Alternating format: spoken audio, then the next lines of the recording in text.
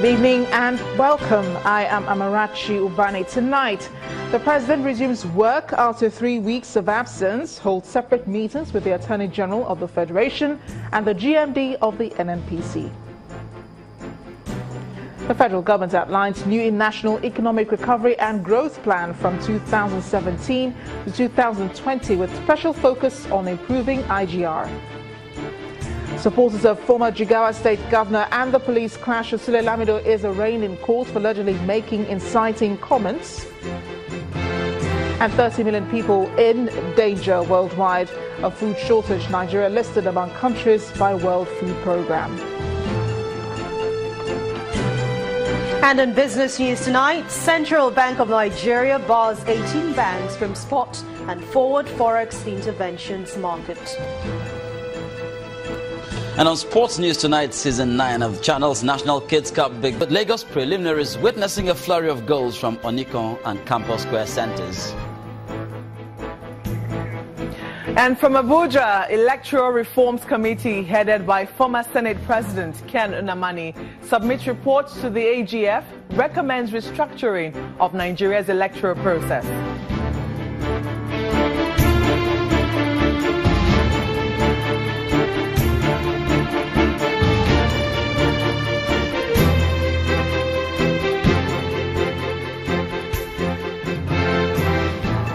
The President resumed duties today after 3 weeks of absence from office, albeit working from home.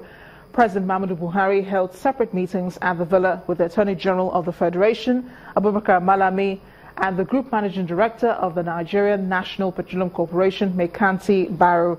The President's resumption is coming amid concern over his health. Our correspondent, Gloria Umezoke, reports. Appearance after 3 weeks of wide speculations over the true state of his health following his inability to attend the Federal Executive Council meetings has put all doubts to rest. The President, upon his resumption, had closed-door meetings separately with the Minister of Justice and Attorney General of the Federation, Abubakar Malami, who is a member of the panel headed by Vice President Yemi Osinbajo, and the Group Managing Director of NNPC, Mr. Mekanti Baru. The production, especially in the crude oil, have gone back to 2 million barrels per day. We've gone as low as 1.5 million barrels per day until recently when we got back to this position, essentially last week. He said the President expressly responded. Well, he was happy with the state, and he's told us to continue with the strides that we're doing. And if we need any executive attention, we should not hesitate to come back to him. The Minister of Justice and Attorney General of the Federation, however, says he briefed the President on several issues, including the report of the Presidential Electoral Reforms Committee. Malami told reporters that the President is worried about the slow pace of work on the proceeds of crime bill before the National Assembly. Indeed, the asset management agency is also part of the issues of discussions. Mr. President is worried that the assets that has been gathered over time by the agencies of government and that are responsible for the fight against corruption are scattered all over the place. So Mr. President is indeed worried, and the discussions bordered on how best we can come about it. The Attorney General, however, declined to comment on whether the Presidential Committee investigating the suspended Secretary to the Government of the Federation, Mr. Babachir Lawal, and the Director General of the NIA, Mr. Ayo Oke, will make its report open to the public. The committee headed by the Vice President Yemi Osinbajo is expected to submit its report on Wednesday, the 3rd of May, 2017. Gloria Umezoke, Channels Television News. Meanwhile, the wife of the President has responded to stories making the rounds of the President's health status with an assurance that it is not as bad as being reported. Mrs. Aisha Buhari offered the reassurance in a statement via social media, Facebook and her Twitter handle, where she thanked Nigerians for praying for her husband. She says the President, Muhammadu Buhari, has continued to carry out his responsibilities. In the statement, she also confirmed that the President met with the Attorney General of the Federation, Abubakar Malami, and the Group Managing Director of the Nigerian National Petroleum Corporation, Mekanti Baru, today. She said I thank all Nigerians for their concern, love and prayers over my husband's health status. I wish to inform everyone that his health is not as bad as being perceived. Meanwhile, the Arewa Consultative Forum has criticized the former interim national chairman of the All Progressives Congress, Chief Bisi Akande, and other prominent Nigerians over their comments regarding President Buhari's health. According to the ACF, what Nigerians need to do now is to pray for the good health of the president. The forum was reacting to Chief Akonde's call on Monday, urging Nigerians to pray fervently for the president's quick recovery, as well as senior advocate of Nigeria, Femi Falana, and some activists saying the president was too sick to lead the country. In a statement, the National Publicity Secretary of the ACF, Muhammadu Buhari, said these remarks were unnecessary and uncalled for. The forum expressed concern over what it described as unnecessary remarks pertaining the health of the president. In other news, the federal government has unveiled a 4-year National Economic Recovery Growth Plan aimed at stabilizing the nation's economy. The Minister of Budget and National Planning, Senator Udo Udoma, told journalists at a press conference in Abuja that the 4-year plan will focus on how to increase government's revenue in order to achieve its intended results. According to him, the federal government is already working on tax review initiatives for the purpose of revenue enhancement. Document simply brings together all our plans in one document. Some of them were actually even launched before this date. For instance, the agricultural plan and so on, the solid minerals. To achieve this objective, the plan outlines 5 key execution priorities, which are 1, to stabilize the macroeconomic environment, 2, invest in agriculture to achieve food security, 3, tackle the country's protracted energy problem to achieve self-sufficiency in power and petroleum products, 4, improve transportation infrastructure throughout the country, and 5, accelerate the pace of the country's industrialization, particularly by encouraging the growth of small and medium-sized enterprises. We are already working on these tax review initiatives. The immediate focus of this government is therefore revenue enhancement. For the ERGP to achieve its intended results, we must be able to mobilize substantial increases in government revenues over the life of the plan. Revenue mobilization is therefore, distinguished ladies and gentlemen, our #1 priority. The death of 3 female students in Queen's College, Lagos this year has sparked a debate in the Senate. Federal lawmakers condemned the unsanitary and deplorable living conditions at the school, which they say led to the death of the 3 students and illness of several others. Senate President Bukola Saraki has maintained that anyone found culpable of criminal negligence in the school would be punished. Our correspondent, Linda Kigbe, reports. Many may not have known Vivian Osunyi, Bithia Itulwa, and Praise Shodipo, but they were students at Queen's College, Lagos, whose young lives were cut short prematurely this year.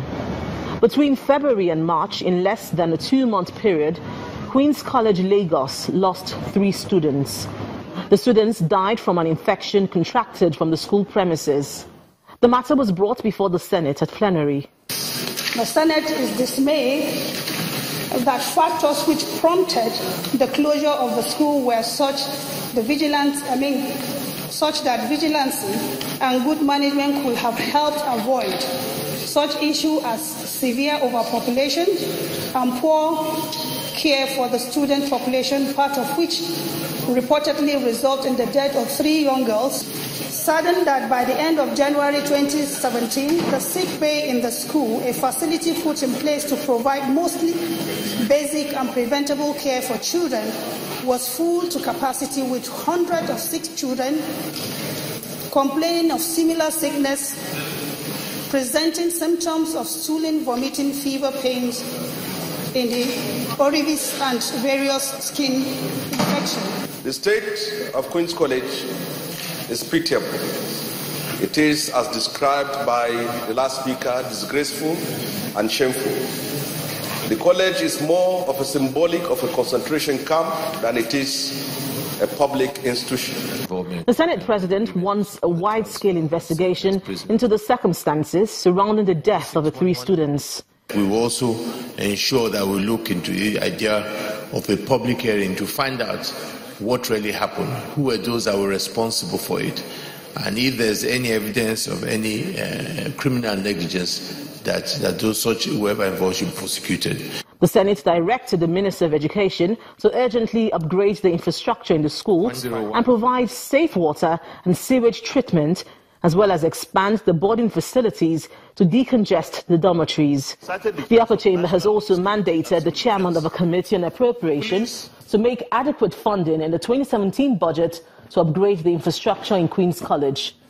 However, the point remains: the 3 young students have died in what many say was avoidable circumstances and can never return. Linda Akibi, Channels Television News. The Senate has stepped down the passage of the Nigerian Peace Corps bill to conduct further investigation into the arrest of its Commandant General. The Senate took the decision while considering the conference report on the bill.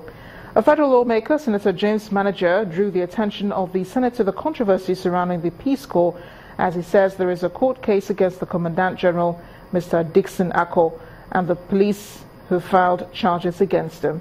But the chairman of the conference committee, Senator Usman Nafada, argued that the Peace Corps bill should not be jettisoned. The Senate consequently directed the Committee on Judiciary to investigate and report back to it.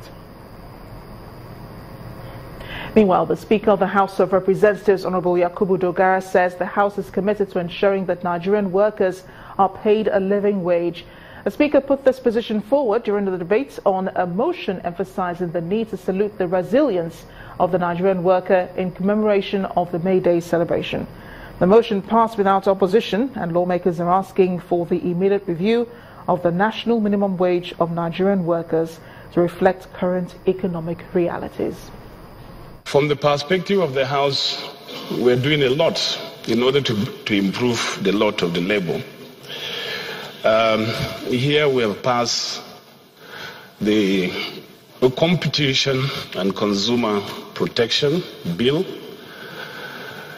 and also we are in the process of passing the Corporate Manslaughter Bill. Also, we are committed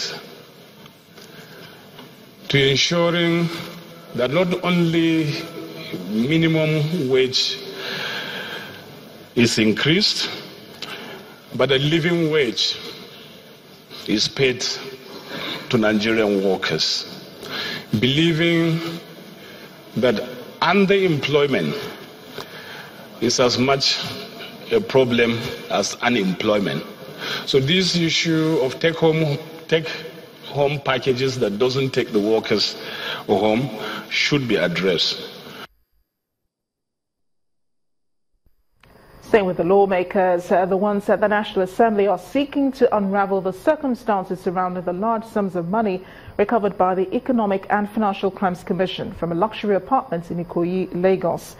Towards this end, the House is inviting the National Security Advisor, Major General Babagana Munguno, and the Governor of the Central Bank of Nigeria, Godwin Emefiele, to appear before it.